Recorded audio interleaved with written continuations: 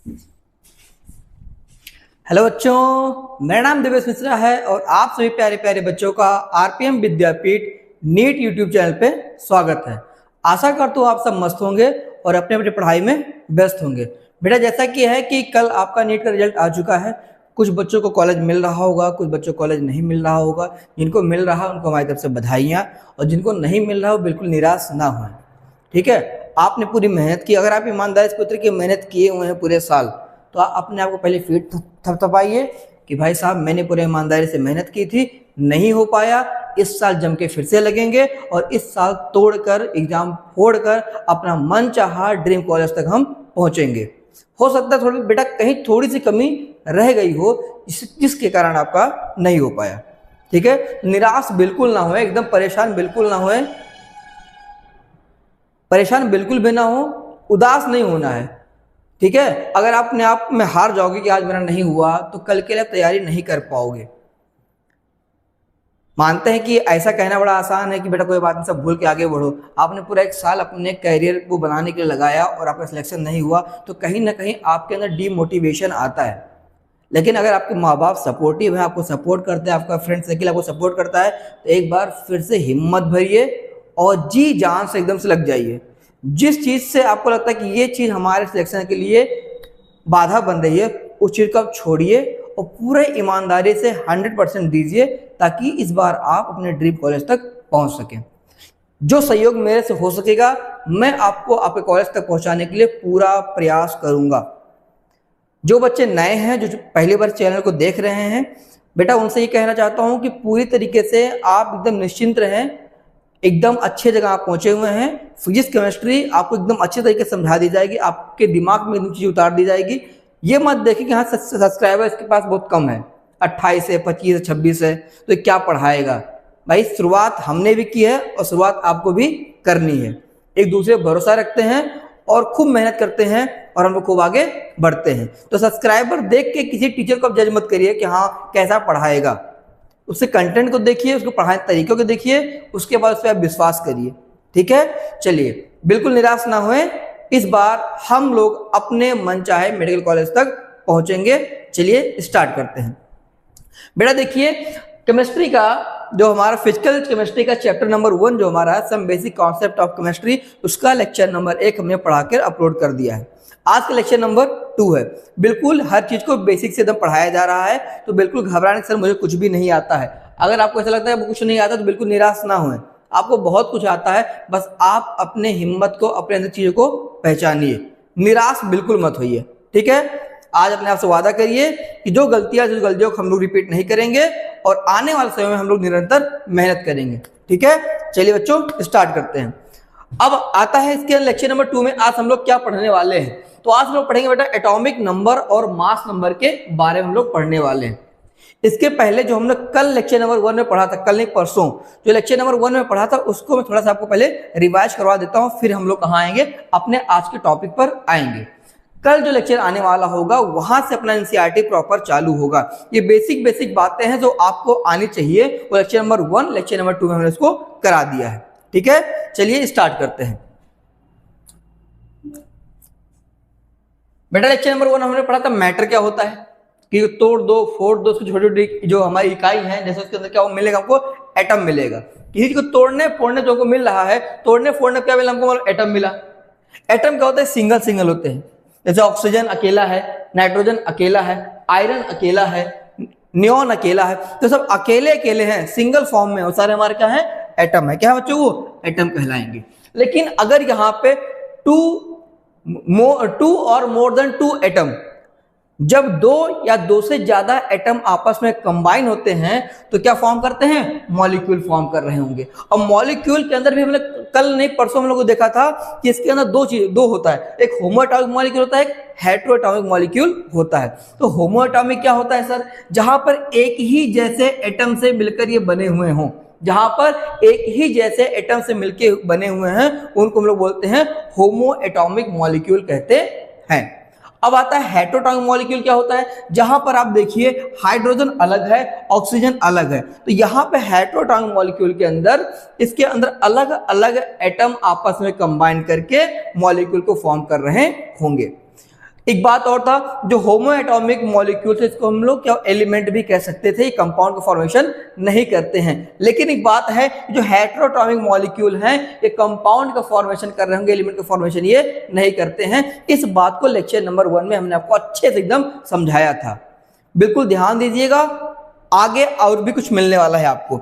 ये क्वेश्चन था कि अगर हमको मॉलिक्यूल एटॉमिसिटी क्या होती है, पहली बात आते sir atomicity, what is atomicity, atomicity क्या होती है। जैसे हमने कहा बेटा यहाँ पर लिखा H2O, H2O, तो इस कंपाउंड का एटॉमिसिटी क्या होगा, इस मॉलिक्यूल का एटॉमिसिटी क्या होगा। तो सर यहाँ पे कितने हाइड्रोजन प्रेजेंट है, 2। तो हमने कहा H2O, क्या लिखा बेटा H2O लिखा है। इसका एटॉमिसिटी बताओ, तो सर हाइड्रोजन के 2 एटम है, ऑक्सीजन के 1 एटम है, कितना होगा इसका एटॉमिसिटी, 3 हो गया। अगर हमको एटॉमिसिटी निकालना बड़ा आसान होता है, CO2 में, कार्बन डाइऑक्साइड में कार्बन 1 है सर, ऑक्सीजन कितने 2, कितना एटॉमिसिटी से हो गया, 3 हो गया। बहुत सरल है। तो एटॉमिसिटी, अगर हमको मॉलिक्यूल से कहां जाना हो, एटम में जाना हो, मॉलिक्यूल से एटम में जाना हो तो क्या करेंगे, एटॉमिसिटी से मल्टीप्लाई कर देते हैं।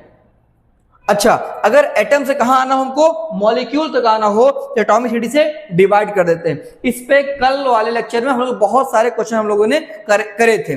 आज भी कुछ क्वेश्चन लेकर हम लोग देख लेते हैं कि जब हम मॉलिक्यूल से एटम को निकालना होगा तो हम एटॉमिसिटी से मल्टीप्लाई कर देंगे, और जब एटम से मॉलिक्यूल निकालना होगा तो एटॉमिसिटी से डिवाइड कर देंगे। बड़ा ही सहज है। आइए क्वेश्चन देखते हैं कैसे क्वेश्चन क्या है। N2O5 क्या लिखा है, N2O5 बेटा, वन मॉलिक्यूल हैज 2 एटम, किसके पास, नाइट्रोजन मॉलिक्यूल के पास कितने एटम है, 2 एटम है। ऑक्सीजन के पास कितने एटम बेटा, यहाँ पर 5 एटम है। जैसा आपको साफ साफ दिख रहा है, नाइट्रोजन के पास कितने एटम है, 2 है। ऑक्सीजन में कितने सर, 5 है। तो 2 और 5 कितना हो गया, 7। इसकी एटॉमिसिटी कितनी हो गई, इसकी एटॉमिसिटी 7 हो गई। तो लिखा है atomicity of molecule equal to atomicity of nitrogen plus atomicity of oxygen. और नाइट्रोजन एटॉमिसिटी कितनी है, 2 है, और ऑक्सीजन कितनी है सर, 5 है। 5 2 कितना हो जाएगा, 7 हो जाएगा। बड़ा आसान है। तो जब आपको एटॉमिसिटी निकालनी हो तो उसके अंदर कितने एटम प्रेजेंट हैं उन्हीं के सम कर दो, क्या मिल जाएगा उसको, एटॉमिसिटी आपको मिल जाएगी। अब कह रहा है 400 एटम ऑफ हाइड्रोजन, कितने एटम है बच्चों, 400 atom of hydrogen is present in number of molecule of CH4 is.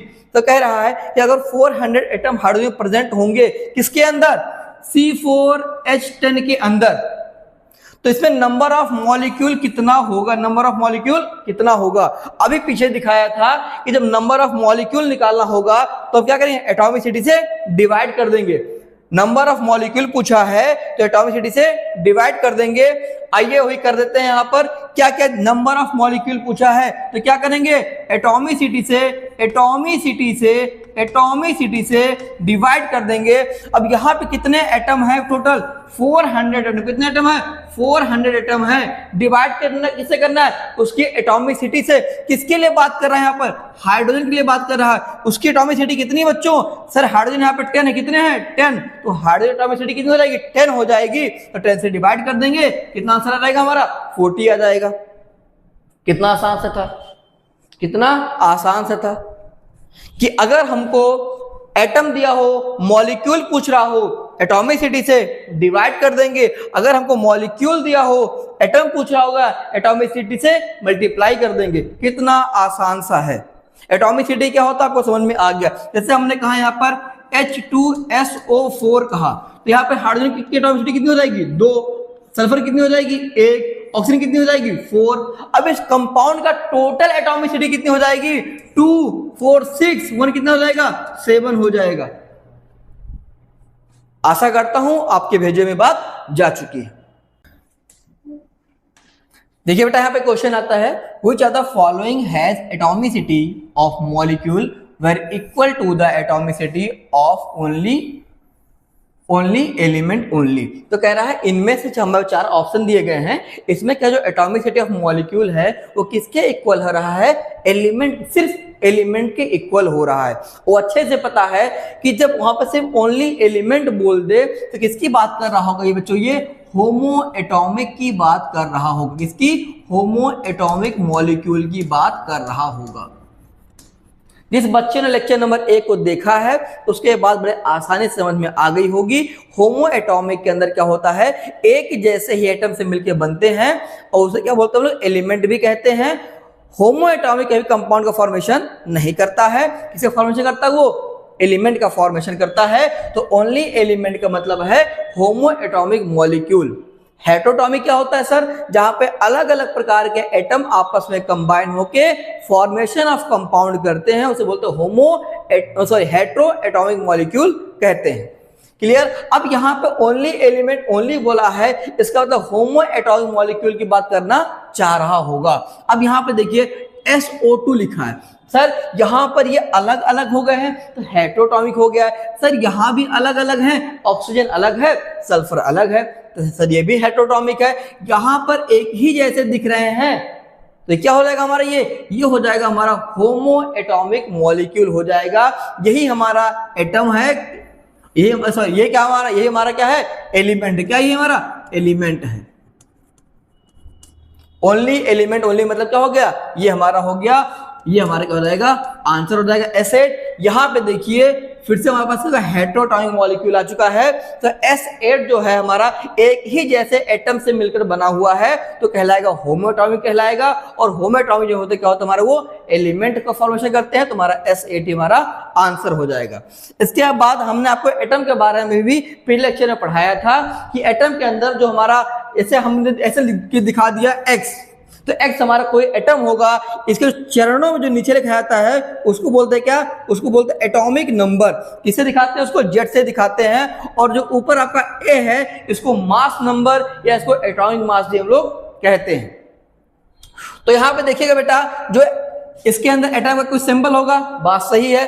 अब यहां पे कह रहे हैं जो सिंबल होगा, हमने कहा Z हमारा क्या है, ये एटॉमिक नंबर है। ए हमारा क्या है इसका, इस एटम का ए इसका क्या होगा, मास नंबर होगा। और मास नंबर क्या होता है, ये टोटल नंबर ऑफ न्यूक्लियॉन होता है। न्यूक्लियॉन का मतलब क्या होता है सर, कि न्यूक्लियॉन क्या है, जो प्रेजेंट कहाँ होता है, कौन प्रेजेंट होता है, प्रोटॉन और न्यूट्रॉन कहाँ प्रेजेंट होते हैं, न्यूक्लियस के अंदर, उसे हम लोग क्या बोलते हैं, न्यूक्लियॉन कहते हैं। तो टोटल नंबर ऑफ न्यूक्लियॉन का मतलब हो गया sum of proton plus sum of neutron हो गया।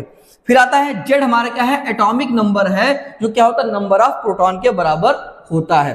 बेटा बहुत इंपॉर्टेंट है ये, इसको दिमाग में रखिएगा। फिजिक्स में, केमिस्ट्री में दोनों आपको काम आने वाला चीज है। अब एटम क्या होता है, सब एटॉमिक पार्टिकल्स हैं। कौन कौन है, इलेक्ट्रॉन है, प्रोटॉन और क्या है, न्यूट्रॉन है। इलेक्ट्रॉन, प्रोटॉन और न्यूट्रॉन। इलेक्ट्रॉन का मास कितना होता है, 9.1 × 10⁻31 kg होता है। ध्यान दीजिएगा पेपर में करते समय कि किसमें दिया गया है, ग्राम में दिया, किलोग्राम में दिया गया है, इसको बहुत ध्यान से देखिएगा। यूनिट कन्वर्जन अपने हिसाब से आप करिएगा। जो ये एक बात और समझिएगा, जो मास ऑफ इलेक्ट्रॉन है वो बहुत कम होता है किसी कंपेयर में, प्रोटॉन और न्यूट्रॉन के मास की तुलना में मास ऑफ इलेक्ट्रॉन बहुत ही कम होता है। ऐसा भी यहाँ पे देखिए कि जो प्रोटॉन और न्यूट्रॉन का मास है लगभग क्या होता है बेटा, बराबर होता है। अब आते हैं चार्ज की बात करते हैं। इलेक्ट्रॉन का -1.6 10⁻⁻19 कूलाम होता है और प्रोटॉन बेटा प्लस का 1.6 10⁻⁻19 कूलाम होता है। और न्यूट्रॉन न्यूट्रल होता है, इसके पास कोई चार्ज नहीं होता। चार्ज क्या हो जाएगा, इसका चार्ज हो जाएगा 0 हो जाएगा। फिर आता है, यहाँ एक बात लिखा गया है कि जो हमारा प्रोटॉन और न्यूट्रॉन है ये कहाँ प्रेजेंट होते हैं, ये प्रेजेंट होते हैं न्यूक्लियस के अंदर। और न्यूक्लियस के अंदर प्रेजेंट होते हैं, इसलिए इनका नाम क्या होता है, न्यूक्लियॉन। क्या बोलते हैं इनको, न्यूक्लियॉन भी हम लोग कहते हैं। तो sum of proton and sum of neutron is known as क्या, न्यूक्लियॉन्स, नोन एज न्यूक्लियॉन्स। एक बात और बेटा ध्यान दीजिएगा कि atomic number, mass number, number of electron, number of proton, number of neutron, ये हमेशा पॉजिटिव होल नंबर्स होते हैं। ये कभी निगेटिव नहीं होंगे, कभी फ्रिक्शन फॉर्म में नहीं होंगे। यही बात लिखा गया है कि atomic number, mass number, number of electron, number of proton, number of neutron, always positive whole number can never be friction और निगेटिव, ये कभी फ्रिक्शन और निगेटिव नहीं होंगे, हमेशा कैसे होते हैं, पॉजिटिव होते हैं। आपको ये भी याद करने के लिए दिया था कि एटॉमिक नंबर, एटॉमिक मास 1 से लेके 30 तक याद कर लीजिएगा। जिसने इस बात को सीरियस लिया होगा, जो याद किया होगा, बेटा वो अपने लक्ष्य की तरफ बढ़ रहा है। और जो नहीं कर रहा है, अभी रिजल्ट आया है और आपने क्या किया था, क्या पिछली बार गलती की थी, उस गलती से अगर नहीं सीखेंगे, नहीं सुधरेंगे, हमने पहले लेक्चर में कहा था अपने अंदर पर डे 1% का चेंज लेके आइए। देखिएगा जब रिजल्ट का समय अगली बार आएगा तो आपको जो आज कॉलेज नहीं मिला है, जिसके लिए आप बैठ के रोए हो, परेशान हुए हो, माँ बाप परेशान हुए हैं, दोबारा उनको परेशान करने का मौका ना दें आप कि वो परेशान हो। उसके लिए आप मेहनत करिए, जी जान लगाइए। एक साल बर्बाद करना कोई मामूली बात नहीं है। हर साल, आज नहीं हुआ, अगले साल नहीं हुआ तो आपका हिम्मत टूटता हो चला जाएगा। आप चाह कर भी जो आपका लक्ष्य है ना, आप वहां तक नहीं पहुंच सकते। तो इसलिए अपने आप को एकदम मजबूत बनाओ, पढ़ाई के प्रति एकदम जागरूक रखो। जिस चीज से आपको लगता है कि हम यहाँ से बिछड़ रहे हैं, हमारा पढ़ाई खराब हो रहा है, ये हमारा इससे इफेक्ट हो रहा है, दोस्त के साथ घूमते हैं तो हमारी पढ़ाई छूट जाती है, भाई जिसकी वजह से आपका पढ़ाई इफेक्ट हो रहा हो, चाहे आपका दोस्त हो, चाहे कोई फैमिली का मेंबर हो, चाहे कोई भी हो, XYZ कोई भी हो, आपका मोबाइल हो, जो भी हो, उसको आप 1 साल के लिए त्याग दीजिए। आपके पास सिर्फ 10 महीने बचे हुए हैं, बस 10 महीने अगर मेहनत करते हैं तो आराम से अपने ड्रीम कॉलेज तक पहुंच जाएंगे। ये बात बेटा मैं बार बार कहता हूं। और 10 महीने, जिस दिन तक पेपर आपका होगा, 3 मई को आपका पेपर होगा, 3 मई तक लगातार मैं आपके साथ लगा रहूंगा, सुबह तक मैं आपके साथ लगा रहूंगा। लेकिन आप उसके लिए आप भी लगे रहे, तभी आप जाके अपने सपने को साकार कर सकते हैं। मेरे कहने से, मेरे बार बार कहने से आपको, आपके अंदर बस क्या होगा, हाँ सर कह रहे हैं, चलो एक बार पढ़ लेते हैं। खुद के अंदर बेटा मोटिवेशन लाओ, अपने माँ बाप को देखो, सबसे बड़ा मोटिवेशन आपके लिए वही है। उनकी आंखें, उनके हाथ, वो भी सोच रहे हैं कि कब इसको मेडिकल कॉलेज मिलेगा, कब लोगों का हम मुंह बंद करवाएंगे, कब ये हमारा सपना साकार करेगा। मानते हैं आप मेहनत कर रहे हैं, लेकिन आपकी किस्मत अगर साथ नहीं दे रही है तो किस्मत पे हावी तुम्हारा क्या होगा, मेहनत होगा। और मेहनत करो, ठीक है। चलिए आगे बढ़ते हैं। हाँ बच्चों, अब आता है क्रिस क्रॉस मेथड। इससे हम लोग, इस मेथड से हम लोग क्या सीखते हैं, इस मेथड से हम लोग कैसे कोई केमिकल फार्मूला बना है उसको सीखते हैं। इसको सीखने के लिए हमने पहले लेक्चर में कुछ चार्ट दिया था, जिसपे हमने कहा कैटायन कौन है, एनायन कौन है, इसको पहचानिए। उसकी वैलेंसी कितनी है, +1 है, +2 है, +3, इसको पहचानिए। किससे -1 चार्ज, किससे -2 चार्ज, किससे -3 चार्ज होता है, इसको पहचानिए। इस सब बातों को लेक्चर नंबर 1 में लास्ट में एकदम दिया गया था। आप जाइए लेक्चर नंबर 1 ओपन करिएगा, स्क्रीनशॉट लेके उसके बाद चार्ट को अपने कॉपी में नोट डाउन कर लीजिएगा और उसको याद कर लीजिएगा। अगर वो याद है तो आप किसी का भी केमिकल फार्मूला आसानी से बना सकते हो।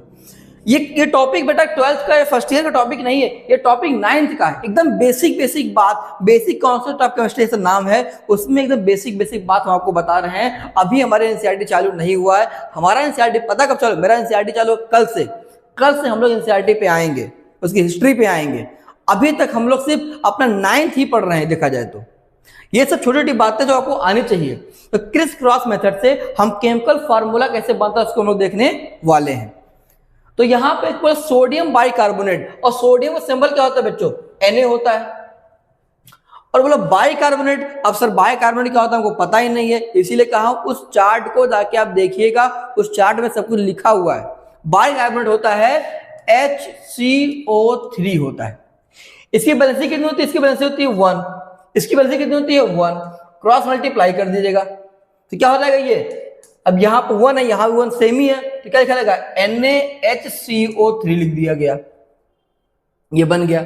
अब आता सोडियम फॉस्फेट, तो सोडियम हो गया बेटा तुम्हारा Na। अब जो बैलेंसी होता है वही इसके ऊपर क्या होता है, वही चार्ज होता है, ठीक। सोडियम फॉस्फेट, तो सोडियम तो बेटा हो गया Na, और फॉस्फेट क्या होता है, इसको भी इस चार्ट में दिया गया है।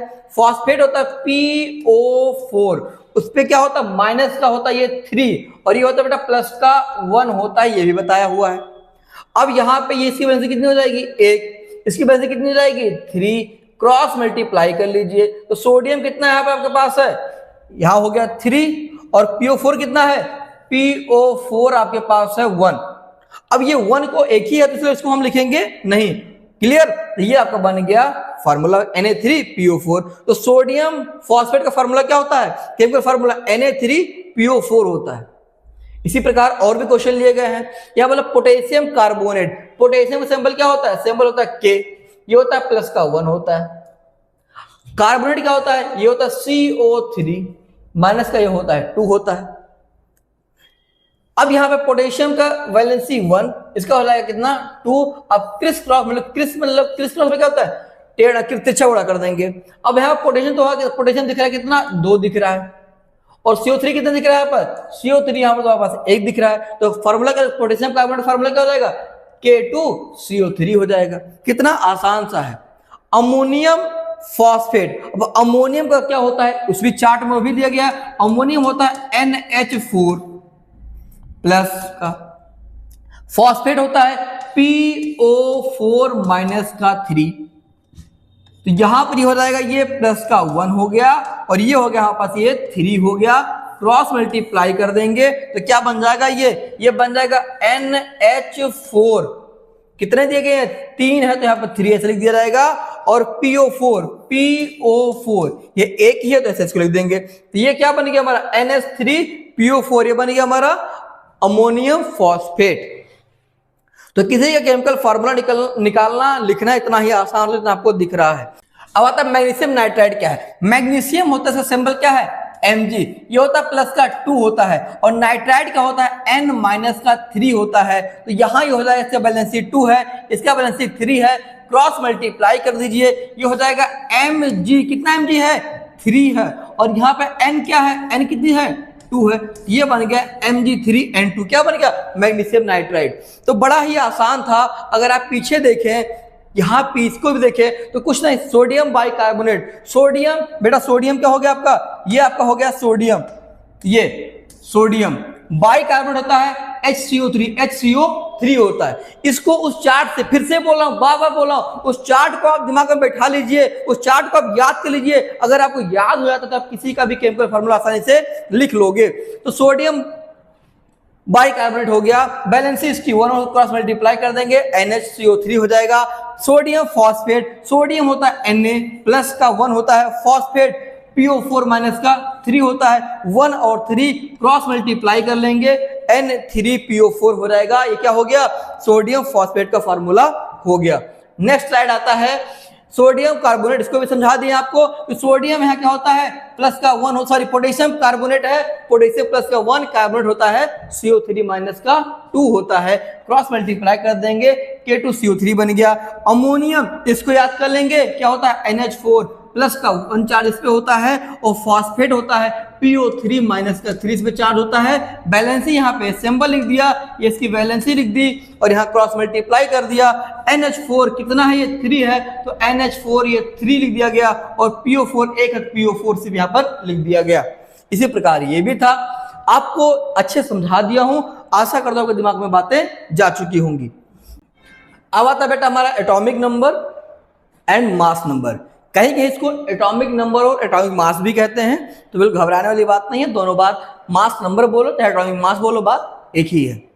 अब आता है एटॉमिक नंबर क्या है, जिसको हम किसे दिखाते हैं? जेड से दिखाते हैं। किसी भी एटम के न्यूक्लियस में जो नंबर ऑफ प्रोटॉन्स हैं, किसी भी एटम के जो न्यूक्लियस में जो नंबर ऑफ प्रोटॉन है, उसे हम लोग क्या बोलते हैं बेटा? उसको बोलते हैं एटॉमिक नंबर बोलते हैं। तो ये लिखा है कि नंबर ऑफ प्रोटॉन तो कहां प्रेजेंट है? एटम के न्यूक्लियस से प्रेजेंट, उसे हम लोग क्या बोलते हैं? एटॉमिक नंबर कहते हैं। क्वेश्चन में कभी कभी नंबर ऑफ प्रोटॉन ना देके ऐसे घुमा देगा, बोलेगा number of positive charge entities. तो कहीं number of positive charge entities कह रहा है, इसका मतलब इसकी बात करना चाह रहा है, वो एटॉमिक नंबर की बात करना चाह रहा है, वो नंबर ऑफ प्रोटॉन की बात करना चाह रहा है। फिर मास नंबर आता है। मास नंबर क्या हो जाता है बेटा? मास नंबर एटम के न्यूक्लियस में जो प्रोटॉन और न्यूट्रॉन प्रेजेंट हैं, उनके सम को हम लोग क्या बोलते हैं? मास नंबर बोलते हैं। तो ये tell about the number of nucleons. Nucleons का मतलब प्रोटॉन प्लस न्यूट्रॉन, जो कहां प्रेजेंट हैं? एटम के न्यूक्लियस से प्रेजेंट, उसे हम लोग क्या बोलते हैं? मास नंबर कहते हैं। और एक बात ध्यान रखिएगा, मास नंबर हमेशा एटॉमिक नंबर से क्या होता है? ज्यादा होता है। तो mass number is always always कहना गलत हो जाएगा, क्योंकि एक जगह हमारा केस है कहां पर हाइड्रोजन एटम आएगा, वहां पर दोनों बराबर होते हैं। तो ये कहते हैं मोस्टली या जनरली एटॉमिक मास जो होता है वो एटॉमिक नंबर से क्या होता है, हमेशा ज्यादा होता है। लेकिन हाइड्रोजन की केस में क्या होता है, यहाँ पर ये बराबर क्या होते हैं, बराबर होते हैं। ठीक है, क्या होता है, ये बराबर होता है। कैसे देखिए, हाइड्रोजन यहाँ क्या लिखा है, हाइड्रोजन लिखा है, इसका एटॉमिक नंबर कितना होता है, 1 होता है। ठीक है, एटॉमिक नंबर भी 1, एटॉमिक मास भी 1 होता है। अगर यहां हम देखते हैं ए और जेड, तो बेटा एटॉमिक नंबर ए कितना है इसका, 1 है, और जेड भी कितना इसका है, ये भी 1 है। तो कितना हो जाएगा हमारा ये, 0 कितना हो गया, 0 हो गया।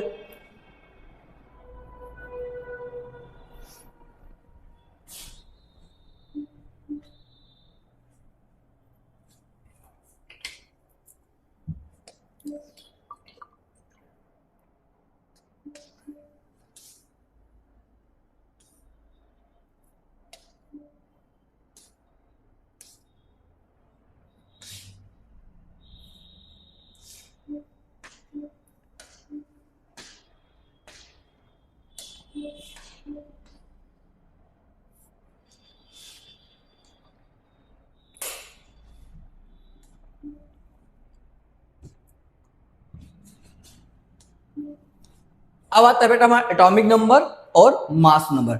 एटॉमिक नंबर और मास नंबर को हम लोग एटॉमिक मास भी कहते हैं। अब ध्यान दीजिएगा, एटॉमिक नंबर किससे दिखाते हैं, इसको जेड से। किससे दिखाते हैं बच्चों, जेड से दिखाया जाता है। ये बताता क्या है कि एटम के अंदर जो न्यूक्लियस है उसके अंदर जो नंबर ऑफ प्रोटॉन है, तो कहता है क्या कि ये बता नंबर ऑफ प्रोटॉन जो एटम के न्यूक्लियस में प्रेजेंट है उसे हम लोग क्या बोलते हैं, एटॉमिक नंबर कहते हैं। तो लिखा है कि it tell about number of proton present in nucleus of an atom. तो एटम के न्यूक्लियस में जो नंबर ऑफ प्रोटॉन्स को हम लोग क्या बोलते हैं, एटॉमिक नंबर कहते हैं। किसे दिखाया, इसको जेड से दिखाया जाता है। क्वेश्चन में कभी कभी ऐसा घुमा देता है कि number of positive charge entities, तो number of positive charge entities का मतलब है किसकी बात कर रहा है, वो बात कर रहा है एटॉमिक नंबर की बात कर रहा है, वो बात कर रहा है नंबर ऑफ प्रोटॉन की बात कर रहा है।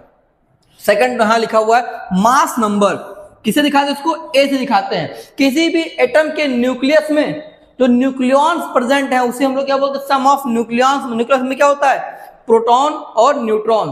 तो किसी भी एटम के न्यूक्लियस में जो प्रोटॉन और न्यूट्रॉन का जो सम है उसे हम लोग क्या बोलते हैं, मास नंबर। क्या बोलते हैं, मास नंबर बोलते हैं, या उसी को एटॉमिक मास भी कहते हैं। एक बात और बेटा, जनरली या मोस्टली एटॉमिक मास जो होता है, एटॉमिक मास या मास नंबर जो कहते हैं, वो हमेशा एटॉमिक नंबर से क्या होता है, ज्यादा होता है। मतलब क्या सर, कि मास नंबर हमेशा एटॉमिक नंबर से ज्यादा होगा। लेकिन एक केस है कहां पर, हाइड्रोजन के पास। हाइड्रोजन में अगर देखिए लिखा 1H1, मतलब क्या सर, एटॉमिक नंबर भी 1 है और मास नंबर भी 1 है। तो यहां पे क्या होता है, हाइड्रोजन केस में एटॉमिक मास और एटॉमिक नंबर दोनों क्या होते हैं, बराबर होते हैं। तो ऐसा भी कह सकते हैं कि एटॉमिक नंबर जो होता है, ऐसा कह सकते हैं कि जो मास नंबर होता है वो एटॉमिक नंबर के बराबर भी हो सकता है, उससे ज्यादा भी हो सकता है, कम नहीं होगा। हमेशा मास नंबर एटॉमिक नंबर के बराबर हो सकता है, उससे ज्यादा हो सकता है, उससे कम नहीं हो सकता है। क्लियर। एक बात और देखिएगा, नंबर ऑफ प्रोटॉन किससे दिखाते हैं, इसको जेड से दिखाते हैं। Number of neutron A-Z। तो नंबर ऑफ प्रोटॉन वैसे बताना बेटा, हम लिखा, आपको लिखा सोडियम। ध्यान दीजिएगा, नंबर इसका एटॉमिक नंबर कितना होता है, 11। इसका मास कितना होता है, 23। ध्यान दीजिएगा। तो नंबर ऑफ प्रोटॉन जो हमारा क्या है, इसी को हम लोग बोलते हैं जेड, इसको हम लोग क्या बोलते हैं, ए। तो नंबर ऑफ प्रोटॉन क्या है यहाँ पर, ये जो 11 है, वो 11 नंबर क्या है, नंबर ऑफ प्रोटॉन। तो कह सकते हैं जो एटम के न्यूक्लियस में जो प्रोटॉन प्रेजेंट था उसे हम लोग क्या बोलते हैं, नंबर ऑफ प्रोटॉन। उसे क्या बोलते हैं, एटॉमिक नंबर बोलते हैं। तो जेड हमारे क्या दिखाता है, जेड हमारे दिखाता है एटॉमिक नंबर, वही क्या होता है, नंबर ऑफ प्रोटॉन होते हैं। कितने यहाँ पर हैं, 11 हैं। नंबर ऑफ न्यूट्रॉन, न्यूट्रॉन कैसे निकालते हैं, न्यूट्रॉन निकालने का तरीका होता है atomic mass minus atomic number कर दो। तो यहाँ पे 23 माइनस 11 कितना हो जाएगा, इसका ये हो जाएगा 12। कितना हो जाएगा, ये 12 हो जाएगा। यहाँ पे नंबर ऑफ प्रोटॉन कितने हैं, यहाँ पे 11 है। ठीक। Number of electron not equal to number of proton, number of electron not equal to number of proton. ठीक है। अब कह रहा है कि number of electron number of proton के बराबर नहीं हो सकता। अब कब नहीं होगा ये भी ध्यान देने वाली बात है। कब नहीं होगा? जब हम लोग आयन की बात करेंगे, किस फॉर्म में बात करेंगे? आयन में इलेक्ट्रॉन दे रहे होंगे, इलेक्ट्रॉन ले रहे होंगे, उस केस में हमारा इलेक्ट्रॉन घट भी सकता है और हमारा इलेक्ट्रॉन का नंबर बढ़ भी सकता है। क्लियर? अब आते हैं नेक्स्ट स्लाइड पे। अब एक एग्जांपल लिया गया है, यहाँ पे देखिए, यहाँ पे लिखा है नाइट्रोजन। क्या लिखा बच्चों? नाइट्रोजन। उसका नंबर कितना होता है? एटॉमिक नंबर होता है 7 और मास नंबर कितना उसका 14 होता है। यहाँ पर प्रोटॉन कितना होगा? यही हमारा क्या होता है बच्चों? प्रोटॉन कितना प्रोटॉन रहेगा? 7 हो जाएगा। और न्यूट्रॉन क्या होगा? न्यूट्रॉन होता है atomic mass minus atomic number, 14 minus 7 equal to क्या हो जाएगा? 7 हो जाएगा। तो दिमाग में ये मत रखना कि प्रोटॉन न्यूट्रॉन बराबर होते नहीं। प्रोटॉन न्यूट्रॉन बराबर हो भी सकते हैं और नहीं भी हो सकते हैं। सोडियम केस में देखा था न्यूट्रॉन अलग था और प्रोटॉन हमारा क्या था? अलग था। अब आता है नंबर ऑफ इलेक्ट्रॉन कैलकुलेशन। कैसे नंबर ऑफ इलेक्ट्रॉन कैलकुलेट करते हैं? बच्चों ध्यान दीजिएगा, यहां से नंबर ऑफ इलेक्ट्रॉन कैसे कैलकुलेट करेंगे?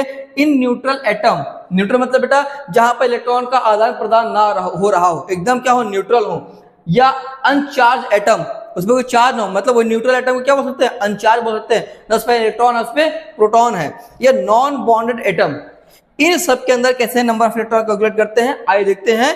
नंबर ऑफ इलेक्ट्रॉन किसके बराबर? नंबर ऑफ प्रोटॉन के बराबर होता है, या एटॉमिक नंबर। तो कह सकते हैं जैसे यहाँ पर मान लीजिए, ये आपके पास क्या है बेटा? ये आपका जो न्यूट्रॉन है, क्या ये न्यूट्रॉन? ये भी कैसा है? ये अभी आपका अनचार्ज है, न्यूट्रल एटम है। तो यहाँ पर जो ये इसका एटॉमिक नंबर कितना है? यहाँ पे 7। यही इसका इलेक्ट्रॉन भी होगा, ये इसका प्रोटॉन भी होगा, ये क्या होगा? एटॉमिक नंबर भी होगा। क्लियर है? अगर न्यूट्रल है तब की बात कर रहा है। अगर यहाँ पे चार्ज हो जाए, मतलब कि आयन फॉर्म हो जाए, इलेक्ट्रॉन दे इलेक्ट्रॉन ले, तब क्या होगा उसको भी हम लोग यहाँ पर देखते हैं। अब देखिएगा, चार्ज एटम हो या आयन फॉर्म में हो, रेडिकल फॉर्म में हो, तब क्या होगा? यहाँ पर number of electron number of proton के बराबर नहीं होगा। ऐसे पिछले स्लाइड में बताया था कि कब नहीं बराबर होता है? जब number of electron number of proton कब बराबर नहीं होते हैं? जब वो आयन फॉर्म में होते हैं, चार्ज फॉर्म में होते हैं। अब यहाँ पे आयन में क्या होगा? हमारा कैटायन होगा, और क्या होगा? हमारा एनायन होगा। अब कैटायन क्या होता है? Form by lose of electron. जो इलेक्ट्रॉन को देते हैं क्या बनाते हैं? वो कैटायन, मतलब प्लस बनाते हैं। ठीक? Positive charge on atom. तो क्या अगर इलेक्ट्रॉन निकलेगा, इलेक्ट्रॉन अच्छी बात है, इलेक्ट्रॉन तो निगेटिव है। निगेटिव अगर हमसे दूर जाएगा, किसे चले जाएंगे? निगेटिव हमसे दूर जाएगा, कहां जाएंगे? पॉजिटिव में जाएंगे। तो ये कह रहा है अगर यहां से इलेक्ट्रॉन निकल रहा होगा तो एटम के ऊपर कैसा चार्ज? पॉजिटिव चार्ज आ रहा होगा। और एक बात, नंबर ऑफ प्रोटॉन ज्यादा किससे होंगे? नंबर ऑफ इलेक्ट्रॉन से यहां पर ज्यादा होगा। कैसे होगा इसको भी हम एग्जांपल में देख लेंगे। और यहाँ पे नंबर ऑफ इलेक्ट्रॉन बराबर number of proton minus charge. अब ये मैग्नीट्यूड का लगा है, इसको समझते हैं। मैग्नीट्यूड का मतलब -1, तो भी क्या हो जाएगा हमारा? प्लस का 1 वहां पर रखना पड़ेगा। -2 हो तो क्या रखना पड़ेगा? प्लस का 2 रखना पड़ेगा। क्लियर है? अब आते फिर से क्या समझा दें? अच्छा, फिर समझते हैं कि हमने कहा कि कैटायन में अगर इलेक्ट्रॉन, कब कैटायन बनता है? जब इलेक्ट्रॉन लूज होते हैं। इलेक्ट्रॉन लूज होने एटम में कैसे? पॉजिटिव चार्ज आ जाएगा। और नंबर ऑफ प्रोटॉन ज्यादा होगा, किसी नंबर ऑफ इलेक्ट्रॉन से ज्यादा होगा। अब भाई प्लस ज्यादा होगा तभी क्या होगा? ये लूज कर रहा होगा ना, तभी तो पॉजिटिव हो रहा होगा ये। चौथी बात लेकर नंबर ऑफ इलेक्ट्रॉन किसके बराबर होगा? Number of proton minus charge के बराबर होगा। अब चार्ज हमने कहा ये मैग्नीट्यूड क्या दिखा रहा है? अगर -2 लिखा, क्या लिखा? -2, तो क्या हो जाएगा हमारा? ये प्लस का 2 हो जाएगा। हमने कहा -3, तो क्या हो जाएगा? ये प्लस का 3 हो जाएगा। समझ में आ रहा है? आइए यहाँ पे देखते हैं एग्जाम्पल के साथ। अगर यहाँ पे न्यूट्रल है, न्यूट्रल मतलब क्या है ना? यहाँ से आयन जा रहे हैं, यहाँ पे इलेक्ट्रॉन जा रहे हैं, इलेक्ट्रॉन यहाँ पर आ रहे हैं। अभी कैसा हमारा ये हमारा अनचार्ज है।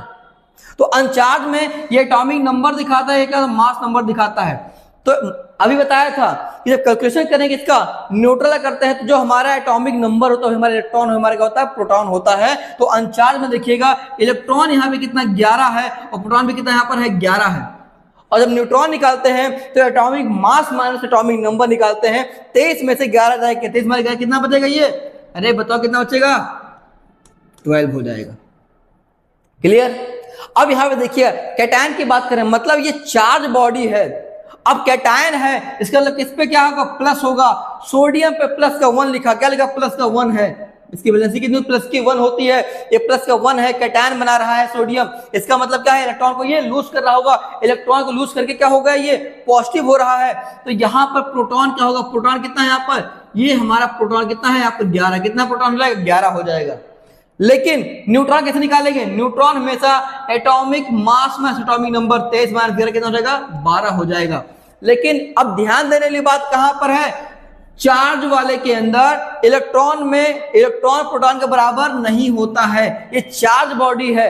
अगर चार्ज बॉडी कैटायन बना रहा होगा तो प्रोटॉन यहाँ पर ज्यादा हो रहा होगा, इसका मतलब है यहाँ पे इलेक्ट्रॉन कम हो रहा होगा। अब देखिएगा ध्यान से, यहाँ पे इलेक्ट्रॉन कितने हैं, यहाँ पर भाई इलेक्ट्रॉन तो कितने हैं 11 है, लेकिन यहां पर ये क्या प्लस हो गया, क्या हो गया प्लस, इसका मतलब यहां से एक इलेक्ट्रॉन लूज कर रहा होगा। अगर यहाँ प्लस का 2 होता तो 2 इलेक्ट्रॉन लूज करता, प्लस का 3 होता तो 3 इलेक्ट्रॉन को यहाँ पर लूज करता, तो यहाँ पे कितना लूज कर रहा है 1, तो बेटा यहां से एक हमारा इलेक्ट्रॉन घट जाएगा, तो 11 में से कितना बचेगा 10 बचेगा। और साफ साफ दिख रहा है यहाँ प्रोटॉन ज्यादा किससे हो गया है, न्यूट्रॉन से यहाँ पर ज्यादा हो गया है।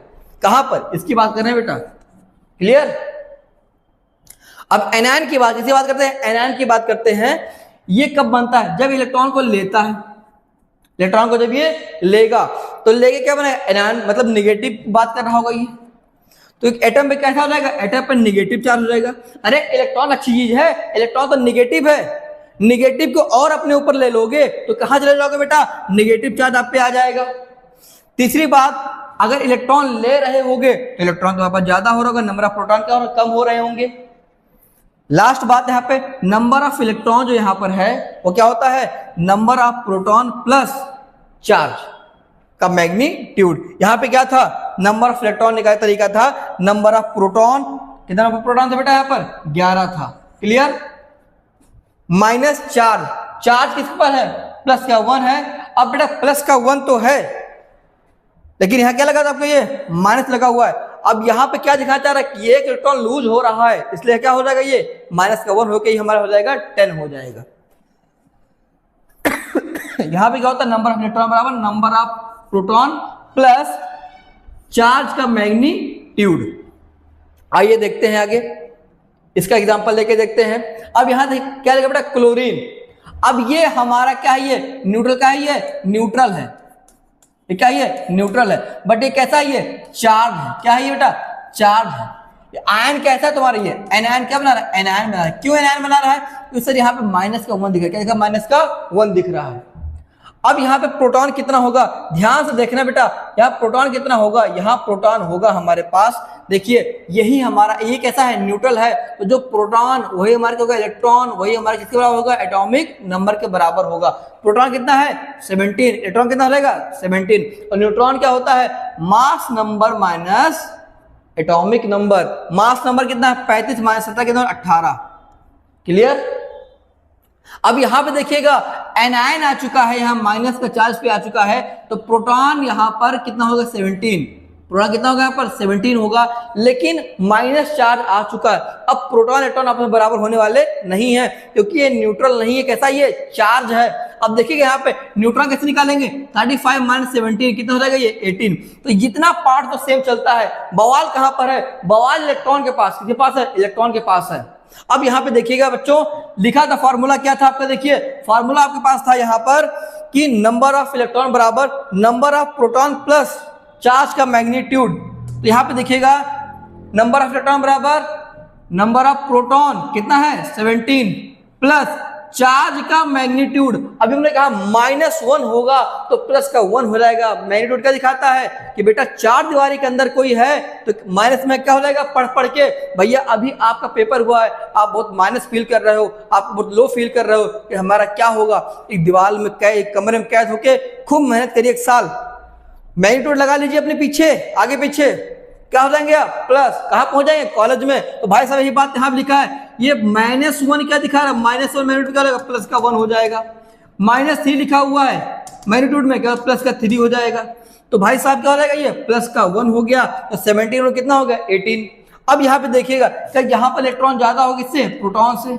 इलेक्ट्रॉन ले रहा होगा तो यहाँ पर ये जुड़ रहा है, क्लियर है। इलेक्ट्रॉन वहां त्याग रहा था, मतलब वहां पर इलेक्ट्रॉन लूज कर रहा था, तो यहाँ पर घट रहा था। लूज करेगा तो इलेक्ट्रॉन कम हो जाएगा, प्रोटॉन ज्यादा हो जाएगा। इलेक्ट्रॉन गेन करेगा, इलेक्ट्रॉन गेन करेगा तो यहां पर इलेक्ट्रॉन ज्यादा हो, किससे, प्रोटॉन से हमारे यहां पर ज्यादा हो जाएगा। आशा करता हूं आपकी बात अच्छे से समझ में आई है। एक और याद देखिए, हाँ क्वेश्चन देख लेते हैं। अभी ये हमारा कैसा है, ये कैसा है, न्यूट्रल कैसा है बेटा, ये न्यूट्रल है। तो न्यूट्रल में जो एटॉमिक नंबर वही प्रोटॉन वही हमारा इलेक्ट्रॉन हो जाएगा। अब क्या निकालना है, न्यूट्रॉन क्या होता है, mass number minus atomic number, तो भैया 16 माइनस 8 कितना हो जाएगा, 8 हो जाएगा। अब यहां देखिए, ध्यान से देखिएगा बच्चों, देखा माइनस का 2 लिखा है, इसका मतलब क्या है, ये हमारा एनायन, क्या है ये एनायन है। प्लस का क्या है, कैटायन है, भी तुम्हारा क्या है, कैटायन है। ध्यान दीजिएगा, एनायन के अंदर इलेक्ट्रॉन ज्यादा किससे, प्रोटॉन से, और कैटायन में क्या होता है, प्रोटॉन ज्यादा किससे, इलेक्ट्रॉन से। ऐसे यहां प्रोटॉन किससे ज्यादा होगा, इलेक्ट्रॉन से। आइए देखते हैं एटॉमिक नंबर, यानी प्रोटॉन कितना बेटा, प्रोटॉन 8 है, न्यूट्रॉन 16 माइनस 8 कितना हो जाएगा, 8 हो जाएगा। अब यहां बात किसकी बात करेगा, इलेक्ट्रॉन की। अब ये कैटायन है कि एनायन है, सर ये एनायन है।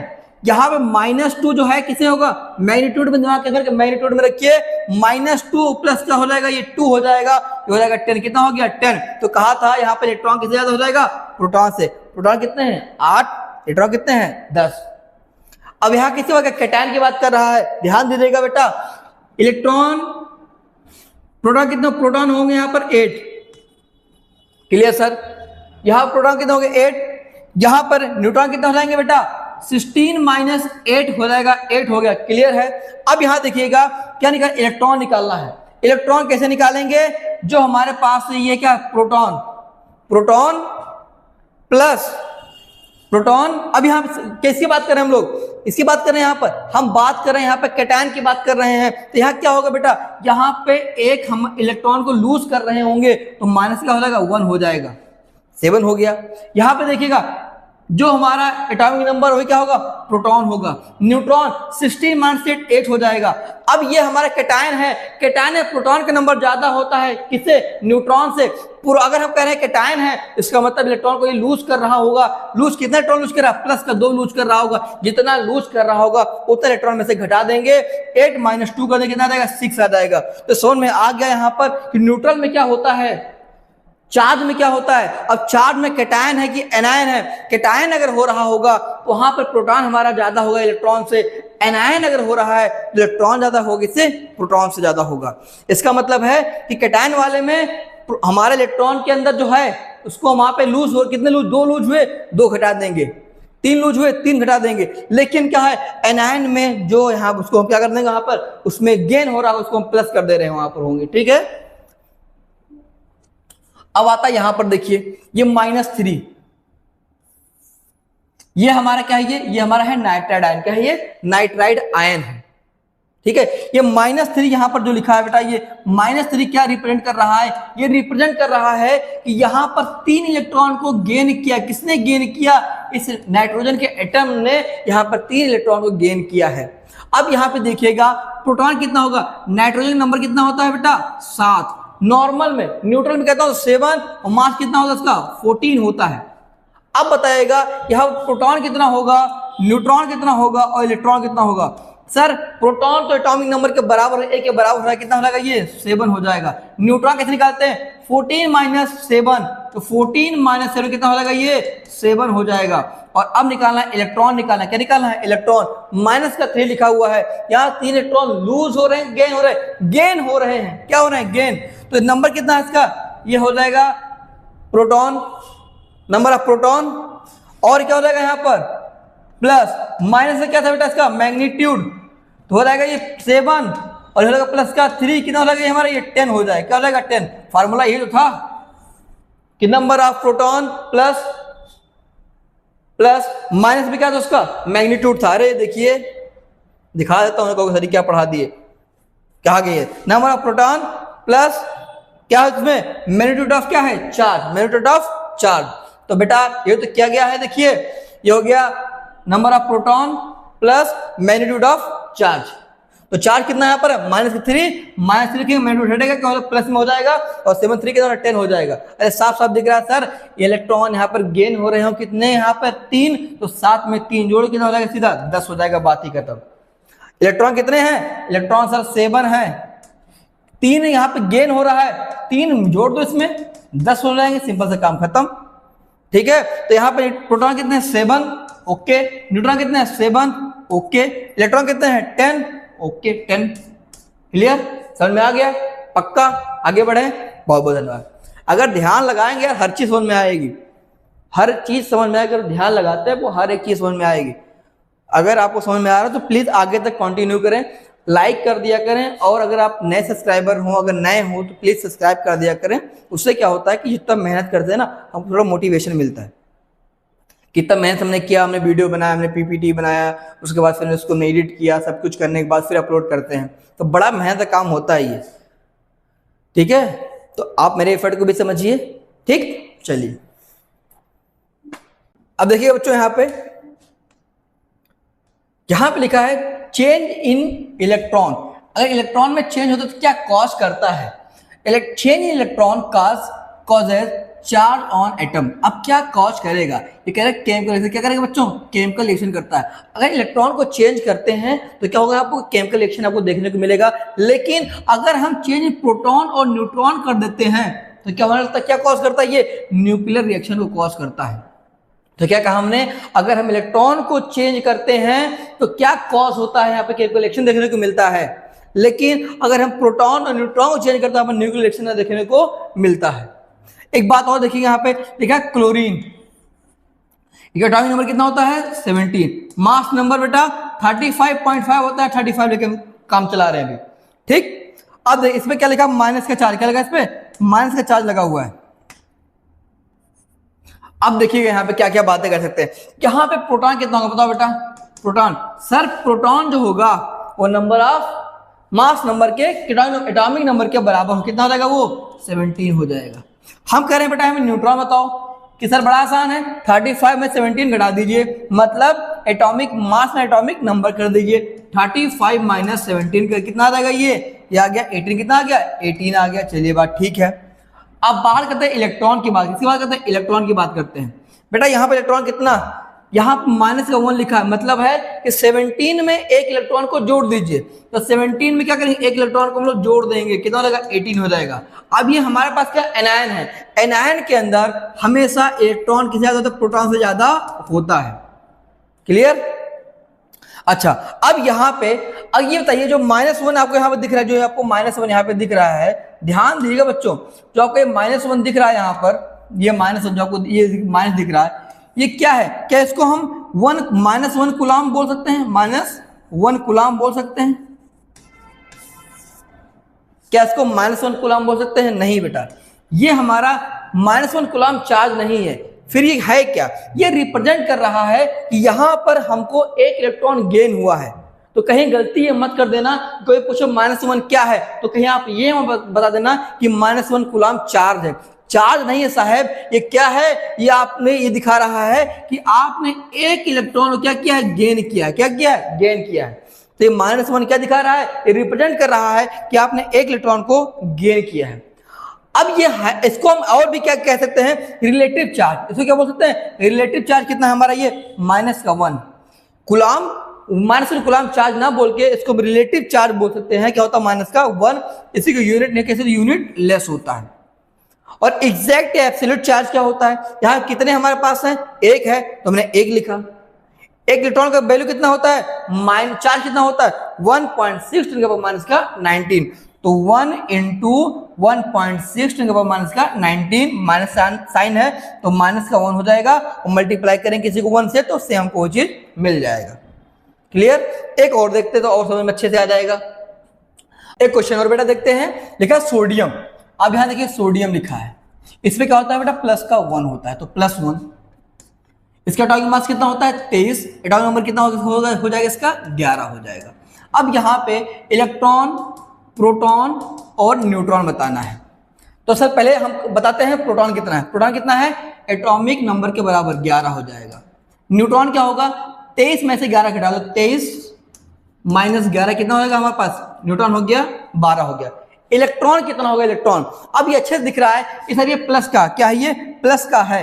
तो प्लस का मतलब क्या होता है? हमारे पास एक कैटायन, क्या है? ये कैटायन है। और कैटायन के अंदर क्या था? प्रोटॉन के नंबर ज्यादा, किससे? इलेक्ट्रॉन से ज्यादा था। तो एक काम करते हैं, यहाँ पर कितना हमारे पास है? प्रोटॉन कितने? 11। कितना यहाँ पे लूज कर रहा है? 1 लूज करते हैं, घटा दो यहाँ पर, कितना होगा बेटा? ये बेटा ये हो जाएगा यहाँ पास 10, कितना हो जाएगा ये 10 हो जाएगा। तो यहां पर बड़ा आसान सा है, प्रोटॉन एटॉमिक नंबर के बराबर, न्यूट्रॉन निकालना हो मास माइनस इसका नंबर कर दो, हो जाएगा 12 हो जाएगा। और इलेक्ट्रॉन क्या होता है, इलेक्ट्रॉन जो होगा हमारे पास यहां पे इसको लिखो 11 लिख दो सिंपल सा, और कितना यहां पे लूज कर रहा है, 1 लूज कर तो 1 घटा दो 10 आ जाएगा, बात ही खत्म। ठीक है, ऐसे यहां पर मान लो Mg+2 होता है, क्या होता है Mg+2 होता है। यहां पे प्रोटॉन कितना होगा, न्यूट्रॉन कितना होगा और इलेक्ट्रॉन कितना होगा बताओ। प्रोटॉन इसका नंबर कितना होता है, सोडियम का मैग्नीशियम का 12 होता है। ठीक है, और ये कितना 24 होता है। ठीक है, अब यहां देखिएगा प्रोटॉन कितना, प्रोटॉन हो जाएगा 12, न्यूट्रॉन कितना होगा, न्यूट्रॉन 24 माइनस 12, 24 माइनस का 12 हो जाएगा, कितना आ जाएगा ये 12 हो जाएगा। इलेक्ट्रॉन कैसे लिखेंगे, इलेक्ट्रॉन कितना, प्रोटॉन यहां पर है सिंपल सा 12 है, कितने यहां पर इलेक्ट्रॉन लूज हो रहे हैं, प्लस का 2 लिखा था, यहां पर 2 इलेक्ट्रॉन यहां से लूज हो रहे हैं, माइनस को घटा दो, यहां पर कितना हो जाएगा 10 हो जाएगा, सिंपल सा है, पक्का क्लियर है। इसको हटा देते हैं, इस पार्ट को हम हटा देते हैं। अब यहां पे देखिएगा कुछ बातें और हैं, कितना ये प्लस क्या दिखा रहा है, दिखा रहा है कि यहां पे 1 इलेक्ट्रॉन लूज हो रहे हैं, इसका रिलेटिव चार्ज कितना हो जाएगा, प्लस का 1 हो जाएगा। और एब्सोल्यूट चार्ज क्या होगा सर, यहां वहां पे -1 था, क्योंकि यहां पर क्या था, वहां पर इलेक्ट्रॉन था, नेगेटिव था, यहां पे क्या है पॉजिटिव है, तो यहां प्लस का 1 हो जाएगा, प्लस का 1 इंटू प्रोटॉन है तो ये हो जाएगा 1.6 10 के पावर माइनस का 19 हो जाएगा। वहां पे क्या था, वहां भी एक ही चार्ज था, लेकिन इलेक्ट्रॉन था तो हम माइनस क्या था 1.6 10 के माइनस का 19 था। अरे कहां की बात करो, यहां की बात कर रहे हैं बेटा, ये देखिए 1 यहां भी था, लेकिन इसका चार्ज क्या था, इलेक्ट्रॉन नेगेटिव है ना ये, तो -1.6 10 के पावर माइनस का 19 हो जाएगा। यहां के पास क्या ये है, ये पॉजिटिव है, तो यहां वैल्यू पॉजिटिव वाली रख दी जाएगी, तो क्या आ जाएगा आपके पास, ये याद आएगा 1.6 10 के पावर माइनस का 19। तो ये चीज यहां पे लिखिए, लिखा हुआ है, क्या लिखा हुआ है 1.6 10 के पावर माइनस का 19 कूलम हो जाएगा। क्लियर है, यही सारी बातें यहाँ पे। प्रोटॉन कितना है 11 बता दिया हूं, न्यूट्रॉन कितना है वहां पर 12 बता दिया हूं, इलेक्ट्रॉन कितना है 10, इसको भी समझा दिया हूं, बता दिया हूं। क्लियर है, चलिए आगे बढ़े। अब यहां पे ध्यान दीजिएगा, अभी तो हमने क्या देखा था, अभी हमने सिंगल का देखा था, एटम का देखा था। अब हमारे पास क्या कोई कंपाउंड है, क्या था, कोई कंपाउंड आ जाए, कोई मॉलिक्यूल आ जाए, तो कार्बन डाइऑक्साइड का कोई मॉलिक्यूल दिख रहा है, इसका कैसे निकालेंगे। यार साफ साफ दिख रहा है कि सर देखिए कि यहां पर कार्बन डाइऑक्साइड, क्या कार्बन डाइऑक्साइड, एक मॉलिक्यूल ऑफ कार्बन डाइऑक्साइड के अंदर यहां पर एक एटम किसके है, कार्बन के साथ साथ दिख रहा है, CO2 लिखा है, CO2, तो यहाँ पे कार्बन आपको 1 दिख रहा है, ऑक्सीजन के यहाँ पर आपको 2 एटम दिख रहे हैं, कितने एटम दिख रहे हैं, 2 एटम दिख रहे हैं। एटॉमिसिटी कितनी हो जाएगी कंपाउंड की 3, atomicity of carbon 1, atomicity of oxygen 2। तो क्या करना है देखिए सिंपल सा, इसमें इलेक्ट्रॉन, प्रोटॉन और न्यूट्रॉन कैसे बताएंगे, इसको समझाते हैं, समझने की कोशिश करिएगा। तो एक मॉलिक्यूल ऑफ कार्बन डाइऑक्साइड के अंदर एक एटम ऑफ कार्बन है और 2 एटम ऑफ क्या है, ऑक्सीजन है।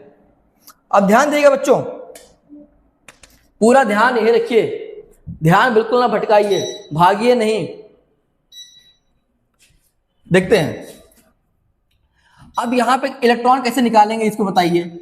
तो यहां पर इसके निकालने पहले क्या करो आप, कार्बन है और उसके पास क्या है, ऑक्सीजन है, कार्बन ऑक्सीजन के साथ लिख लीजिए। इसका एटॉमिक नंबर कितना होता है 6, इसका मास कितना होता है 12, इसको लिख लीजिए। ऑक्सीजन का एटॉमिक नंबर कितना होता है 8, इसका मास कितना होता है 16, इसको लिख लीजिए।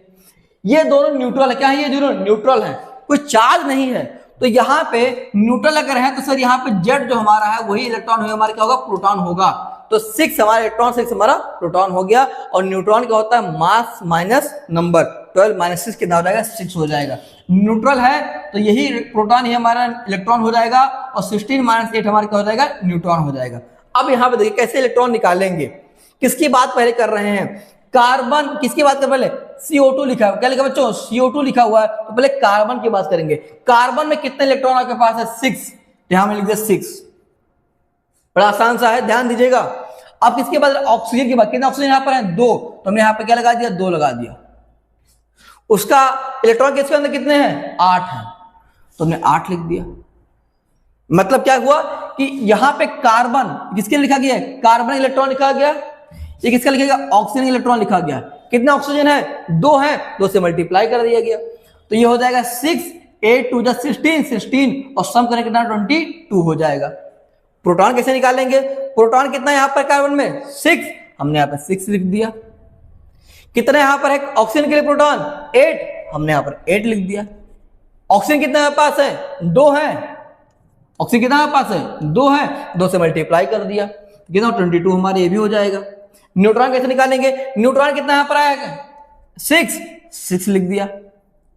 यहां पे कितने न्यूट्रॉन आए हैं ऑक्सीजन के अंदर 8, तो 8 लिख दिया। ये है कार्बन के लिए, ऑक्सीजन के लिए, कार्बन के लिए, ये है ऑक्सीजन के लिए। कितना ऑक्सीजन है 2 से मल्टीप्लाई कर देंगे तो 2 8 जा 16 हो जाएगा और 6 के 22 हो जाएगा। अब इससे कोई मॉलिक्यूलर फार्मूला पूछ ले तो बता सकते हैं इसे कार्बन डाइऑक्साइड का मॉलिक्यूलर फार्मूला क्या होगा। तो यहां पे देखिएगा हमारे पास एक कार्बन है, कितने कार्बन है? एक कार्बन है। ऑक्सीजन कितना हमारे पास दिया गया यहाँ पर 2 ऑक्सीजन, उसका मास कितना होता है? उसका मास होता है 16 होता है।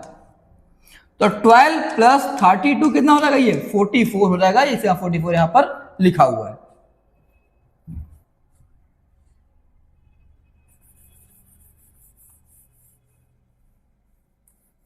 चलिए एक क्वेश्चन और लेते हैं। देखा NO2, NO2। अब यहां पे देखिएगा ऑक्सीजन के तो हम यहां पे लिख चुके हैं, बार बार लिखेंगे नहीं। नाइट्रोजन का लिख कर देख लेते हैं। नाइट्रोजन नंबर कितना होता है? एटॉमिक नंबर 7, मास होता है 14। अब प्रोटॉन कितना हो जाएगा? न्यूट्रल है तो जो नंबर ऑफ एटॉमिक नंबर है वही प्रोटॉन, वही हमारे क्या होगा? इलेक्ट्रॉन होगा। तो ये हो गया 7, ये हो गया हमारा 7। न्यूट्रॉन कैसा होगा? मास माइनस नंबर, 14 माइनस 7 कितना हो जाएगा? 7 आ जाएगा। इसका निकाल देखिए, आइए साथ साथ निकालते हैं। NO2 पहले नाइट्रोजन में कितने इलेक्ट्रॉन है? 7 इलेक्ट्रॉन। कितने हैं? 7। किसके लिए? ये नाइट्रोजन के लिए हो गया। ऑक्सीजन में कितने इलेक्ट्रॉन है? ऑक्सीजन इलेक्ट्रॉन कितने? 8, तो हमने 8 लिख दिया। कितना ऑक्सीजन हमारे पास है? 2 से मल्टीप्लाई कर दिया तो 7 प्लस 16 23 हो गया। प्रोटॉन में क्या हो जाएगा? कितना प्रोटॉन है यहाँ पर? भाई प्रोटॉन कितने नाइट्रोजन में? 7 है, 7 लिख दिया। प्रोटॉन किसके लिए? ये नाइट्रोजन के लिए, ये ऑक्सीजन के लिए। इसके लिए ऑक्सीजन में कितने प्रोटॉन है? ऑक्सीजन प्रोटॉन 8 है, 8 लिख दिया। कितना ऑक्सीजन है? 2 से मल्टीप्लाई कर दिया। न्यूट्रॉन कैसे निकालेंगे? न्यूट्रॉन कितना यहाँ पर आया है? 7 लिख दिया गया नाइट्रोजन के लिए। ऑक्सीजन में कितने न्यूट्रॉन आए थे? 8 लिखा गया। कितने यहाँ पे हैं ऑक्सीजन? 2 से मल्टीप्लाई कर दिया गया तो 23 ये हो गया, 23 ये हो गया। मॉलिक्यूलर मास निकालेंगे, बिल्कुल निकालेंगे। इससे कितना होता है? 14 होता है। और इससे कितना होगा? ऑक्सीजन कितना होगा? 2 ऑक्सीजन दिए गए हैं, उसका मास कितना होता है ऑक्सीजन का? 16 होता है। तो 14 प्लस 32 बराबर 46 आ गया। मॉलिक्यूलर मास भी निकाल लिया। कितना आसान सा था, कितना आसान सा है बेटा। आगे बढ़ते हैं। अब यहां पे ध्यान देंगे तो यहां पे क्या था? एकदम न्यूट्रल था। अब यहां पे आपके पास क्या गया? अब आपके पास यहां आ गया चार्ज में। कैसा आ गया? यहां पे चार्ज में आ चुका। देखिए यहां पर NO3 माइनस है। क्या हो गया? NO3 माइनस हो चुका है। तो कुछ नहीं करना है, पहले नाइट्रोजन लिखो, NO3 लिखो। पहले NO3 लिख लिया। नाइट्रोजन कितना यहां पर है बेटा? 1। ऑक्सीजन कितने हैं? 3। तो पहले नाइट्रोजन लिखो और ऑक्सीजन लिखो। एटॉमिक नंबर 7, मास 14। ऑक्सीजन एटॉमिक नंबर 8, मास 16। क्लियर? तो प्रोटॉन 7, न्यूट्रॉन 14 माइनस 7, इलेक्ट्रॉन कितना हो जाएगा? 7। अब यहां पे न्यूट्रल है तो भाई 8 ये हो जाएगा, 8 प्रोटॉन हो जाएगा। न्यूट्रॉन 16 माइनस 8 तो 8 हो जाएगा। अब यहां ध्यान देने वाले प्रोटॉन कितने यहां पर? प्रोटॉन नाइट्रोजन के लिए कितने हैं? 7। ऑक्सीजन में कितने प्रोटॉन है? 8। कितना ऑक्सीजन है? 3 से मल्टीप्लाई कर दो तो ये हो जाएगा 7 8 3 24 31 हो गया। क्लियर? न्यूट्रॉन कितने? न्यूट्रॉन नाइट्रोजन में न्यूट्रॉन कितने बेटा? नाइट्रोजन के अंदर न्यूट्रॉन कितने हैं? 7, तो 7 लिख दिया गया। ऑक्सीजन में कितने न्यूट्रॉन है? यहां पर है 8, तो 8 लिख दिया गया। कितना ऑक्सीजन है? 3 से मल्टीप्लाई करने हो जाएगा, ये भी हमारा 31 हो जाएगा। इलेक्ट्रॉन में अब यहां देखने वाली बात है, इसकी देखिए इलेक्ट्रॉन की देखने वाली बात है। नाइट्रोजन में कितने इलेक्ट्रॉन है? 7, तो हमने यहां पर 7 लिख दिया। क्लियर? अब ऑक्सीजन में -1 लिखा हुआ, ध्यान दीजिएगा। तो ऑक्सीजन में कितने इसके इलेक्ट्रॉन? ऑक्सीजन में 8 हैं, तो हमने 8 लिखा। और कितने यहां पे ऑक्सीजन है? 3 से मल्टीप्लाई किया। अब यहां पे माइनस क्या दिखा रहा है, एक इलेक्ट्रॉन गेन हुआ होगा, इसका मतलब एक इलेक्ट्रॉन पर जुड़ा हुआ होगा, तो प्लस का 1 दिखा रहा है, ये गेन हुआ। तो 7 को 7 लिखा गया, 8 3 24 24 लिखा गया, और प्लस का 1 लिखा, कितना 32 हो गया। मॉलिक्यूलर मास निकाल लेंगे, बिल्कुल कितना हो जाएगा इसका नाइट्रोजन का, ये हो जाएगा 14। कितना हो जाएगा सर, ये हो जाएगा 14 लिख दिया। प्लस कितने यहाँ पे ऑक्सीजन का मास कितना होता है 16, और यहाँ पे कितने हैं, यहाँ पे 3, तो निकालेंगे 14 प्लस 48 बराबर 62 हो जाएगा। एक बात ध्यान दीजिएगा, यहाँ पे नोट लिखा हुआ है, स्टार लगा हुआ है, no effect due to change electron. Electron के चेंज करने से मॉलिक्यूलर मास में कोई चेंज देखने को नहीं मिलने वाला है। दिमाग में रखिएगा, इलेक्ट्रॉन घटाओ, इलेक्ट्रॉन बढ़ाओ, कुछ भी करो, लेकिन उससे मॉलिक्यूलर मास में कोई फर्क पड़ने वाला नहीं है। चलिए अब यहां लिखा SO2 -2 क्या दिखा रहा है, यहां पे 2 इलेक्ट्रॉन गेन हुए। तो यहां पे इलेक्ट्रॉन पहले सल्फर के लिए निकाला, ऑक्सीजन तो ऊपर निकाल रखा है। सल्फर में नंबर कितना होता है इसका 16, मास 32, तो प्रोटॉन कितना हो जाएगा 16, इलेक्ट्रॉन कितना हो जाएगा 16, और मास 32 माइनस 16 कितना हो जाएगा 16 हो जाएगा। अब यहां पे देखिएगा इलेक्ट्रॉन किसके लिए बात कर रहा है, ये बात कर रहा है बच्चों, ये बात कर रहा है सल्फर, किसके लिए बात कर रहा है, ये सल्फर के लिए बात कर रहा है, और ये किसके लिए बात कर रहा है, ये ऑक्सीजन के लिए बात कर रहा है।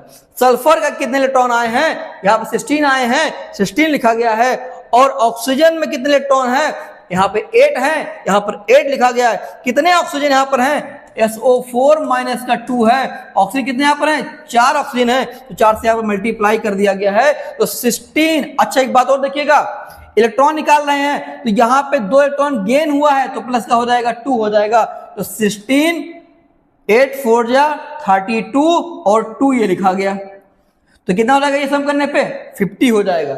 प्रोटॉन कितना होगा, प्रोटॉन सल्फर कितना दे रखा है बच्चों, सल्फर का प्रोटॉन 16 लिखा गया।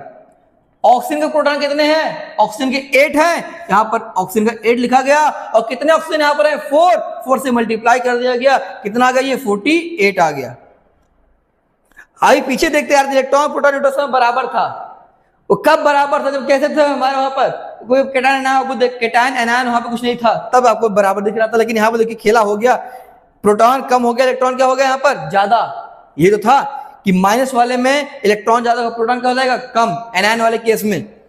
न्यूट्रॉन कितने यहाँ पे, न्यूट्रॉन है 16, सल्फर में 16, ऑक्सीजन में कितने हैं 8, कितना ऑक्सीजन है 4, 48 आ जाएगा। मॉलिक्यूलर मास निकाल लेंगे, इलेक्ट्रॉन जुड़ने से निकलने से मॉलिक्यूलर मास में कोई फर्क पड़ने वाला नहीं है, तो निकालते हैं SO4 कितना यहाँ पे है, यहाँ पर सल्फर कितना होता है, सल्फर का बेटा मास कितना होता है 32 होता है।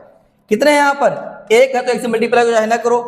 ऑक्सीजन कितना होता है उसका मास 16, कितने हैं यहाँ पर 4 हैं, तो 32 प्लस 64 बराबर हो जाएगा 96। तो मॉलिक्यूलर मास भी आप निकाल के बता सकते हो। तो यहाँ पे इलेक्ट्रॉन को गेन होने से मॉलिक्यूलर मास को कोई फर्क पड़ने वाला नहीं है। समझ में आ रहा है, चलिए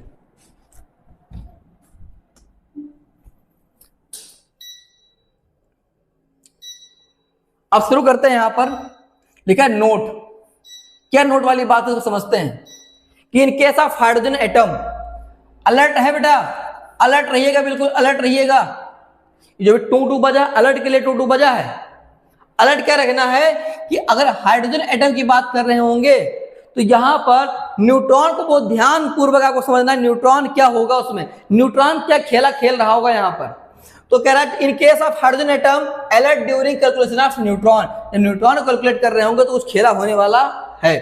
तो कोई यहाँ H2O लिखा, क्या लिखा है H2O लिखा है। यहां पर जो हाइड्रोजन हमारा है वो जनरल हाइड्रोजन है। क्या है वो, अब अभी आगे हम लोग पढ़ेंगे हाइड्रोजन का आइसोटोप, तो वहां 1H1 1H2 1H3 देखेंगे। तो यहाँ पर जो हमारे नॉर्मल वाला हाइड्रोजन है, क्या नॉर्मल जनरल हाइड्रोजन क्या होता है 1H1, उसका नंबर भी 1 होता है, उसका मास भी 1 होता है। इसको बोलते हैं प्रोटियम, क्या बोलते हैं इसको प्रोटियम बोलते हैं बेटा। ये हमारा जनरल हाइड्रोजन एटम हमारा ये होता है, और ये यहाँ पे एक ऐसा हमारा ये जनरल हाइड्रोजन एटम है जिसके पास कोई न्यूट्रॉन नहीं होते हैं। ध्यान रखने वाली बात है, क्योंकि यहाँ प्रोटॉन तो 1 हो जाएगा, इलेक्ट्रॉन भी यहाँ पर 1 हो जाएगा, लेकिन न्यूट्रॉन निकालेंगे तो यहाँ से 1 में से कितना हो जाएगा बेटा, ये 0 हो जाएगा। क्या हो जाएगा 0 हो जाएगा। तो यहाँ पर नो न्यूट्रॉन यहाँ पर होते हैं, 0 न्यूट्रॉन यहाँ पर है। इलेक्ट्रॉन कैसे निकाल लेंगे, यहां पर निकाल लेंगे, बिल्कुल निकाल लेंगे। हाइड्रोजन कितना है यहां पर, हाइड्रोजन यहां पर एक है, H और O, तो इसके इलेक्ट्रॉन कितना हाइड्रोजन में होगा, हाइड्रोजन में एक इलेक्ट्रॉन होगा, कितना इलेक्ट्रॉन होगा, एक इलेक्ट्रॉन होगा, एक लिख दिया। कितने हाइड्रोजन है यहाँ पर, दो से मल्टीप्लाई कर दिया। ऑक्सीजन में कितने इलेक्ट्रॉन आते हैं, अभी पीछे देखा 8, बेटा ये 10 हो जाएगा। प्रोटॉन, कितने प्रोटॉन है यहाँ पर, एक, किससे मल्टीप्लाई, 2 है, 2 से मल्टीप्लाई कर दूंगा। ऑक्सीजन में कितने प्रोटॉन होते हैं, 8, 10 हो जाएगा। अब यहाँ पे न्यूट्रॉन वाले में खेला यहां पर था कि न्यूट्रॉन यहाँ पे कहता होगा 0 होता है, तो 0 इंटू क्या करते हैं, कितने हाइड्रोजन है, 2, और प्लस कितने पास ऑक्सीजन कितना होता है न्यूट्रॉन, 8। अरे भाई ऑक्सीजन ये है, ये हो गया तो पास क्या 16 होगा, 8, 16 माइनस 8 कितना हो जाएगा 8, यहाँ पे 8 लिख दिया गया है। तो ये बेटा 2 इंटू 0 क्या हो जाएगा, 0 हो जाएगा, 0 प्लस 8 कितना हो जाएगा हमारे पास, 8 हो जाएगा। समझ में आया। अब यहां पे प्लस है, क्या है ये प्लस, NH4 प्लस है, तो यहां दिखा रहा है कि एक इलेक्ट्रॉन यहां से लूज हो रहा है, क्या इलेक्ट्रॉन यहां से हो रहा है, लूज हो रहा है। तो यहां पे ध्यान दीजिएगा कि अभी आपने नाइट्रोजन देख लिया, आपने हाइड्रोजन भी देख लिया। नाइट्रोजन में ये हमारा किसके लिए है, नाइट्रोजन के लिए, किसके लिए ये है, हाइड्रोजन के लिए, नाइट्रोजन हाइड्रोजन, नाइट्रोजन हाइड्रोजन। तो नाइट्रोजन में कितने इलेक्ट्रॉन होते हैं, नाइट्रोजन के अंदर इलेक्ट्रॉन कितने होते हैं, अरे बेटा ये है नाइट्रोजन, ये इसका नंबर है 7, ये हो गया हमारा 14। इलेक्ट्रॉन कितने होंगे 7, प्रोटॉन कितने होंगे इसके अंदर होगा 7, न्यूट्रॉन कितने होंगे इसके अंदर 7। इलेक्ट्रॉन कितने इसके पास 7 है। इलेक्ट्रॉन हाइड्रोजन कितने होते हैं, एक, तो एक लिखा, और कितने हाइड्रोजन यहाँ पर है 4, तो 4 लिखा। तो माइनस क्या करेंगे 1, -1 क्यों किया गया, ध्यान देना, क्योंकि यहाँ पे इलेक्ट्रॉन लूज हो रहा है, कितने इलेक्ट्रॉन, एक इलेक्ट्रॉन लूज हो रहा है, तो माइनस का 1 कर दिया गया। तो 7 4 1 इंटू 1 1 इंटू 4 कितना 4 हो जाएगा, तो 7 4 11 -1 कितना हो जाएगा 10 हो जाएगा। ऐसे प्रोटॉन कितना है, प्रोटॉन नाइट्रोजन कितने होते हैं 7, तो यहाँ पे 7 लिखा है, कितना लिखा है प्रोटॉन, प्रोटॉन 7 हो जाएगा, ठीक है सर। यहाँ पे हाइड्रोजन कितने प्रोटॉन होते हैं, हाइड्रोजन प्रोटॉन कितने होते हैं 1 लिखा, कितने हाइड्रोजन है यहाँ पर 4, तो मैं यहाँ 4 लिख दिया, कितना हो जाएगा 7 प्लस 4 कितना हो जाएगा 11, तो 11 लिखा गया यहाँ पर। न्यूट्रॉन में अब खेल सारा कहाँ है, खेल सारा किसके लिए, न्यूट्रॉन के लिए है। न्यूट्रॉन ऑक्सीजन हाइड्रोजन में कितने, नाइट्रोजन कितने न्यूट्रॉन है, नाइट्रोजन में न्यूट्रॉन कितने होते हैं 7, तो यहाँ 7 लिखा गया।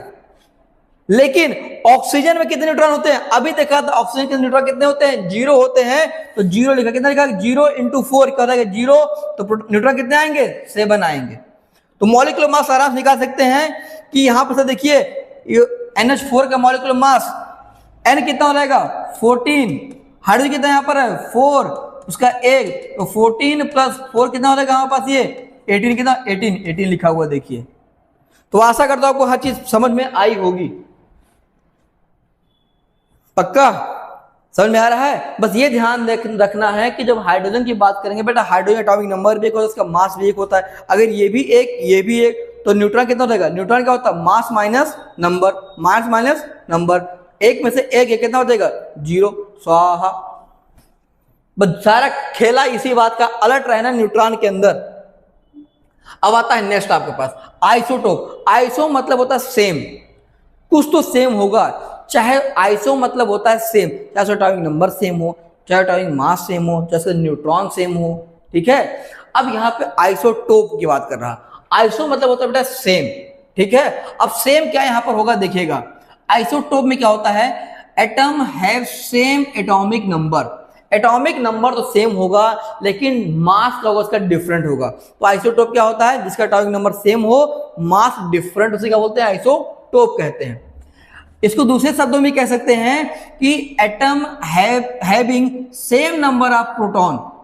एटॉमिक नंबर क्या था, याद करो एटॉमिक नंबर बताया था, किसी भी एटम के अंदर जो न्यूक्लियस है उसमें जो प्रोटॉन होता है सारे क्या कहलाते हैं, एटॉमिक नंबर कहलाते हैं। तो same number of proton but different number of nucleon. Nucleon मतलब neutron plus plus neutron plus, बोलो अरे न्यूक्लियन क्या बताया था, प्रोटॉन प्लस न्यूट्रॉन बताया था, क्लियर। अच्छा अब आता है थर्ड बात कि atom showing isotope belong to same element. अब कह रहा है एटम जो शो कर रहा, atom showing isotope atom showing isotope belong same element. अच्छा, अब कह रहे हैं atom showing isotope belong same element, their chemical properties are same but different physical property. मतलब कि एटम अगर सेम एलिमेंट से बिलोंग कर रहे होंगे, एटम अगर सेम एलिमेंट से बिलोंग कर रहे होंगे तो आइसोटोप शो कर रहे होंगे। अगर सेम एलिमेंट होगा तो केमिकल प्रॉपर्टी भी क्या होगा, सेम होगा, लेकिन क्या वाला होगा इसका फिजिकल प्रॉपर्टी क्या होगा, डिफरेंट होगा। तो कहना चाह रहा है कि जो आइसोटोप होते हैं सेम एलिमेंट के, उनका केमिकल प्रॉपर्टी सेम होता है लेकिन फिजिकल प्रॉपर्टी क्या होती है, डिफरेंट होती है। रिएक्टिविटी सेम देखने को मिलेगी लेकिन फिजिकल प्रॉपर्टी आपको अलग अलग देखने को मिलेगी। अब आता है आइसोटोप ऑफ हाइड्रोजन। ये क्या है, ये एग्जांपल है किसका, आइसोटोप का। आइसोटोप ऑफ हाइड्रोजन, हाइड्रोजन का जो आइसोटोप होता है ये मैक्सिमम आइसोटोपिक इफेक्ट शो करने वाला कौन है, अकेला हाइड्रोजन है। इसके इतना आइसोटोपिक इफेक्ट देखने कहीं मिलता नहीं है। कैसे मिल रहा है भी आपको हम दिखाने वाले हैं। अब लिखा है कि ये हाइड्रोजन जो हमारा मोस्ट अबंडेंट हाइड्रोजन एटम, इसका मतलब क्या है कि जो हमारे नेचर में को आसानी से सबसे ज्यादा मिलने वाला कौन हाइड्रोजन होता है, 1H1 होता है, जिसको हम नॉर्मल या जनरल हाइड्रोजन भी कहते हैं। अब ये हमारा क्या है 1H1, इसको हमें कुछ पहले क्या बोलते हैं, प्रोटियम, क्या बोलते हैं, प्रोटियम बोलते हैं। इसको हम नॉर्मल हाइड्रोजन एटम बोलते हैं। ये मोस्ट अबंडेंट हाइड्रोजन एटम है जो नेचर हमको आसानी से मिलता है। इसके अंदर प्रोटॉन कितना होगा, 1 होगा। न्यूट्रॉन कितना होगा, 1 माइनस से कितना हो जाएगा, 0 हो जाएगा। इलेक्ट्रॉन कितना होगा, इलेक्ट्रॉन 1 होगा।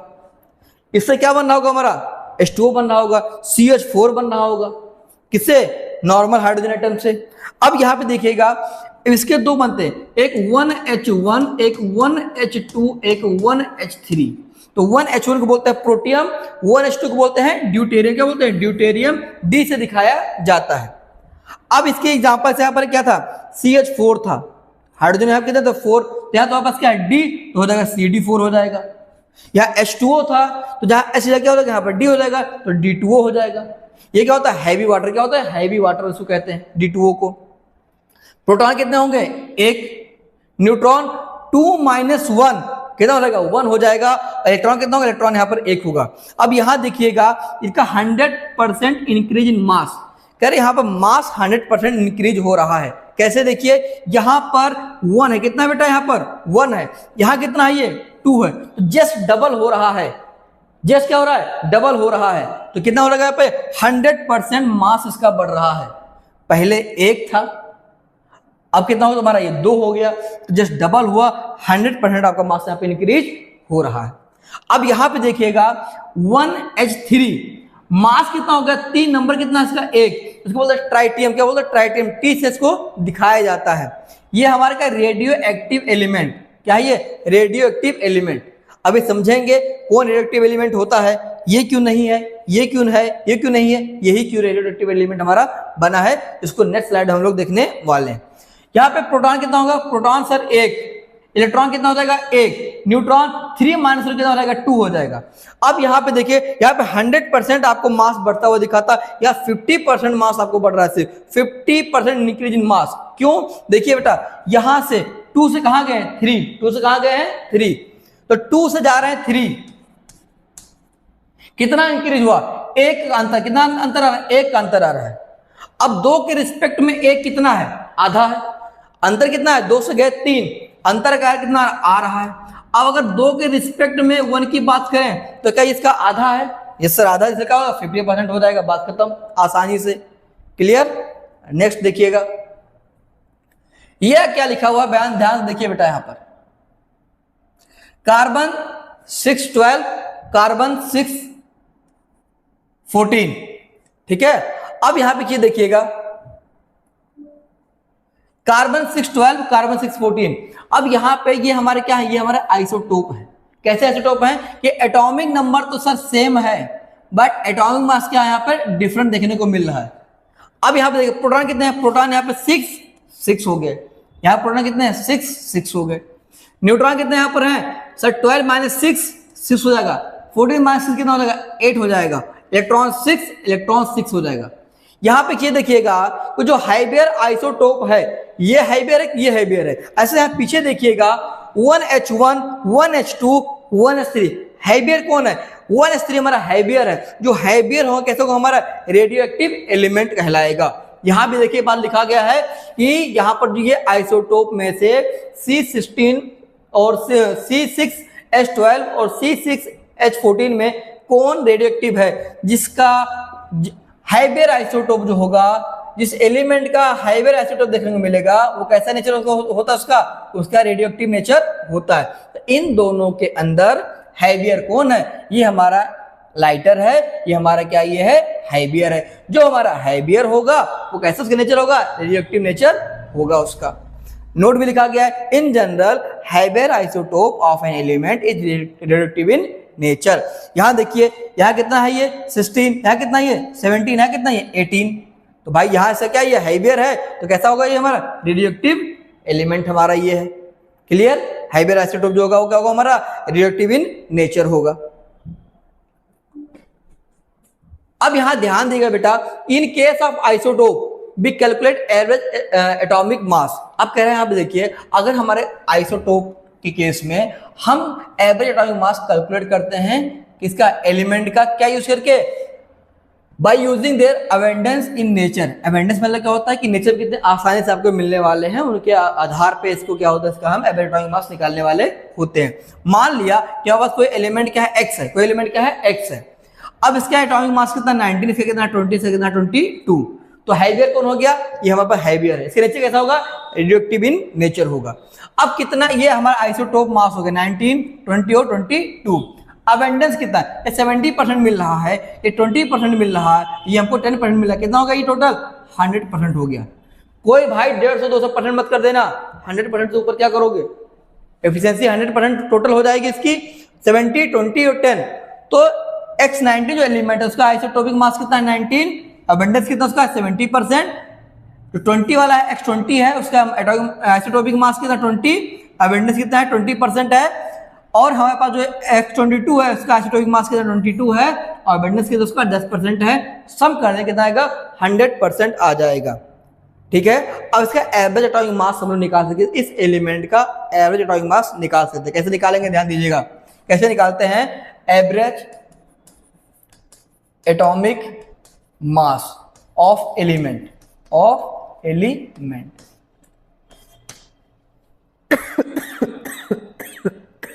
सॉरी, कैसे निकालेंगे average atomic mass of element, कैसे निकालते हैं देखिए बेटा, बड़ा आसान तरीका, ध्यान दीजिएगा, अभी निकल जाएगा। यहां पे कितना ये है आइसोटोपिक मास कितना 19, कितना है ये 19 लिख दिया। उसका अबेंडेंस कितना है 70, कितना है 70 लिख दिया। फिर क्या लगाएंगे प्लस, जैसे हमारा चेंज होगा हम प्लस लगा देंगे। अब यहां पे कितना हमको देगा 20, आइसोटोपिक मास इनटू अबेंडेंस कितना है ये 20, प्लस यहां पे आइसोटोपिक मास कितना है 22 इनटू अबेंडेंस कितना है 10 कर दिया। अब क्या करेंगे, ओवरऑल जिसका अबेंडेंस कितना 100% से क्या 100 से इसको डिवाइड कर देंगे। क्लियर है, तो जब 19 into 70 करेंगे तो याद आएगा 330 प्लस ये हो जाएगा 400 और ये हमारे पास हो जाएगा 220 हो जाएगा। डिवाइड में किसे कर देंगे 100 से कर देंगे और ये हो जाएगा 1950 सम करने पर डिवाइड बाय 100 ये हो जाएगा 19.5 हो जाएगा। तो average atomic mass of element निकालना बहुत ही आसान था, कुछ नहीं था, आइसोटोप इनटू अबेंडेंस, फिर चेंज हुआ प्लस लगाओ, आइसोटोप इनटू अबेंडेंस, चेंज हुआ फिर प्लस लगाओ, आइसोटोप इनटू अबेंडेंस। और फिर क्या करेंगे, सबको सब करने के बाद यहाँ पे इसका मल्टीप्लाई प्लस इसका मल्टीप्लाई प्लस इसका मल्टीप्लाई और फिर क्या करेंगे डिवाइड 100 कर देंगे, सबको जोड़ दो डिवाइड कर दो, अब क्या निकल जाएगा एवरेज एटॉमिक मास निकल जाएगा। तो जो ये हमारे पास एलिमेंट था इसका एवरेज एटॉमिक मास कितना है 19.5 आया। अब बेटा था एवरेज एटॉमिक मास ऑफ किसी भी एलिमेंट का एवरेज एटॉमिक मास कैसे निकालते हैं, बड़ा आसान है, सम कर देंगे आइसोटोपिक मास इनटू अबेंडेंस का। तो सम करेंगे आइसोटोपिक मास को और अबेंडेंस को मल्टीप्लाई करके सबको हम जोड़ के 100 से क्या कर देंगे डिवाइड कर देंगे। यहाँ पे क्लोरीन दे रखा है 35 और 37, ठीक है। अब ये 35 का 37 है, मास किससे ज्यादा है, इसका नाम है हाइबियर आइसोटोप, इसका मास कम है तो ये लाइटर आइसोटोप हो गया। तो क्वेश्चन में हाइबियर आइसोटोप और लाइटर आइसोटोप कह ये बात कर सकता है, इसका अबेंडेंस मान लो x% दिया गया है, इसका 100 - x दिया गया है। और हमको अच्छे से पता है बेटा कि AAM मतलब एवरेज एटॉमिक मास जो होता है क्लोरीन के तो 35.5 0.5 होता है। तो कैसे इसका हम निकालेंगे, देखो देखते हैं यहाँ पर, देखो एविडेंस निकाल के दिखाते हैं यहाँ पर कितना होगा। तो यहाँ पर AAM एवरेज एटॉमिक मास किसके लिए बात करने वाले हैं, क्लोरीन के लिए बात करने वाले हैं। तो 35 लिखो आइसोटोपिक मास इनटू अबेंडेंस कितना बेटा x% है, फिर क्या लगाएंगे प्लस। अब आइसोटोपिक मास कितना इसके लिए, हाइबर के लिए 37 इनटू अबेंडेंस कितना है 100 माइनस का x है, ये हो जाएगा 35x और प्लस, अब इसका मल्टीप्लाई इसमें, इसका मल्टीप्लाई इसमें, तो 3700। एक बात और ध्यान दीजिएगा, यहां पे डिवाइड बाई क्या रहेगा, ये डिवाइड बाई 100 रहेगा, डिवाइड बाई 100, और ये हो जाएगा -37x डिवाइड बाई क्या हो जाएगा ये 100।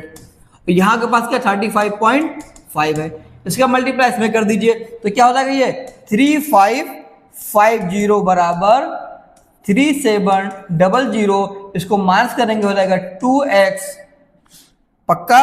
अब देखिएगा एक काम करते हैं, इसको इधर ले आते हैं, तो क्या हो जाएगा ये 2x इधर आ गया, ये 3700 में से इसको 3550 घटा देंगे, कितना हो जाएगा ये 150, ये 2x, x बराबर क्या हो जाएगा 150 डिवाइड बाई 2, तो हो जाएगा 75 हो जाएगा, कितना हो जाएगा ये x 75।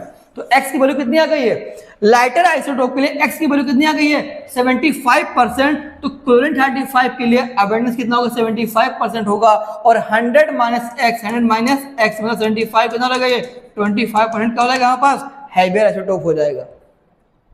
तो बड़ा आसान से था, कुछ नहीं करना था, isotopic mass into abundance, isotopic mass into abundance, ठीक है, डिवाइड बाई 100 डिवाइड बाई 100, इसका मल्टीप्लाई कर देंगे 3550 हो जाएगा।